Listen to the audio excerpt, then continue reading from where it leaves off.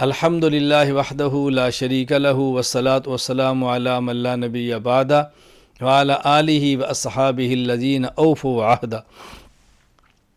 میں ایک بات جو بڑی اہم آپ کی خدمت میں پیش کرنا چاہتا ہوں، جو مجھے سنتے ہیں، جو میرے تعلق والے ہیں، مجھ سے محبت کرتے ہیں، وہ میری عادت کو، میرے مزاج کو بہت اچھی طرح جانتے ہیں۔ میں کبھی کسی دوسرے بندے کے معاملات میں دخل نہیں دیتا، دوسرے کے معاملات میں اپنی رائے نہیں دیتا، جب تک وہ پوچھے نہ تو بلا وجہ مشورہ نہیں دیتا۔ اور میں گزارش بھی کیا کرتا ہوں کہ دیکھو، جو حضرات انجینئر ہیں وہ علماء پر اعتماد کریں، ڈاکٹر ہیں علماء پر اعتماد کریں، اور دیگر دینی امور کے ماہر ہیں وہ علمی معاملات میں علماء پر اعتماد کریں، علماء کرام طبی معاملات میں ڈاکٹر پر اعتماد کریں، فنی معاملات میں انجینئر پر اعتماد کریں۔ اللہ تعالیٰ نے دنیا کا نظام ہی ایسے بنایا ہے کہ جو جس چیز کا اسپیشلسٹ ہے، متخصص ہے، ماہر ہے، اس پر دوسروں کو اعتماد کرنا چاہیے، اور دوسرے کے معاملات کے اندر ہمیں دخل اندازی نہیں کرنی چاہیے۔ آپ نے میرے ہزاروں بیانات سنے ہوں گے، کبھی آپ نے نہیں سنا میں کبھی بیماریوں کے نسخے بتاؤں، کبھی ٹوٹکے بتاؤں، کبھی علاج بتاؤں۔ بھی ہمارا یہ فن نہیں ہے، ہمارے ذمے ہے قرآن کریم کی تفسیر بیان کریں، احادیث کی شرح کریں، مسائل فقہیہ پیش کریں، اور عقائد پر محنت کریں، یہ دینی امور میں مسلمانوں کی رہنمائی کریں، اور جس حد تک ممکن ہو مسائل صحیح بتانے کی کوشش کریں۔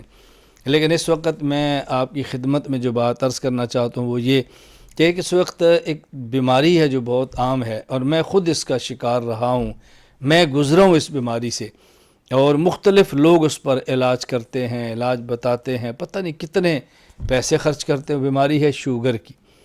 تو مجھے چونکہ اس سے واسطہ پڑا ہے، تو میں اپنا جو تجربہ ہے، جو میرے ساتھ ہوا ہے، میں اپنی آپ بیتی پیش کر رہا ہوں۔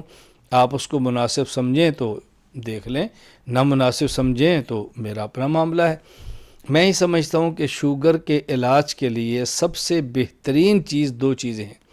نمبر ایک خوراک، نمبر دو واک، یعنی خوراک ٹھیک استعمال کریں۔ مثلاً جو شخص شوگر کا مریض ہے اس کو چاہیے کہ کچھ عرصہ تک، جب تک شوگر کا علاج نہیں ہوتا، جس حد تک ممکن ہو گندم سے پرہیز کرے، چاول سے پرہیز کرے، میٹھے سے پرہیز کرے، بیکری کی بنی تمام چیزوں سے پرہیز کرے، جس حد تک ممکن ہو کوشش کرے اس سے رکے، اور کھانے میں وہ سبزیوں کا استعمال زیادہ کریں، اور وہ چیزیں استعمال کریں کہ جس میں جیسے شوگر پیدا نہ ہو۔ گوشت کا استعمال کر لیں، حرج نہیں ہے، مرغ کا استعمال کریں، حرج نہیں ہے، آپ شوق سے مچھلی کا استعمال کریں، حرج نہیں ہے۔ پھر بھی کسی حکیم سے مشورہ کر لیں کہ کس چیز میں شوگر ہوتی ہے، کس میں نہیں ہوتی، کس سے بڑھتی ہے، کس سے کم ہوتی ہے۔ ایک تو خوراک کا اہتمام کریں۔ نمبر دو، پیدل چلنے کا اہتمام کریں۔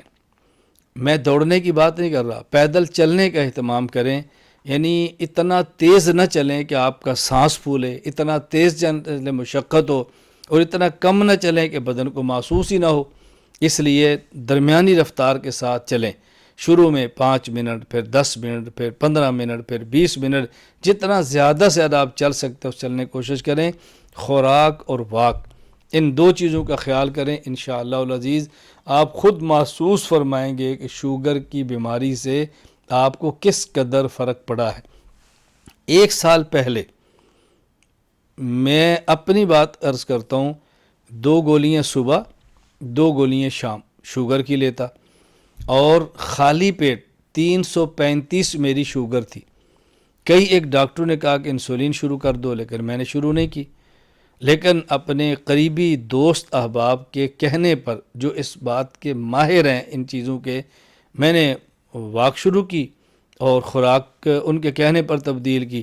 خوراک اور واک سے بحمداللہ تعالی بہت یعنی تقریباً 3 یا 4 ماہ کا عرصہ مجھے لگا کہ خالی پیٹ 335 کی بجائے 130 اور 35 آ گئی۔ صبح کی 2 گولیاں، شام کی 2 گولیاں بھی ختم ہو گئیں، گولیاں بھی ختم ہو گئی، شوگر بھی ٹھیک ہو گئی، اور نسخہ صرف خوراک اور واک۔ میں بھی آپ سے گزارش کروں گا کہ زیادہ ادویات پر انحصار نہ کریں، گولیوں پر انحصار نہ کریں۔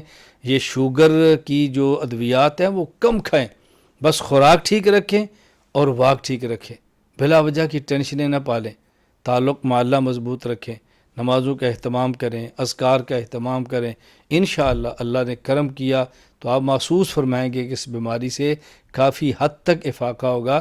پھر بھی حکیم سے مشورہ، طبیب سے مشورہ ضروری ہے۔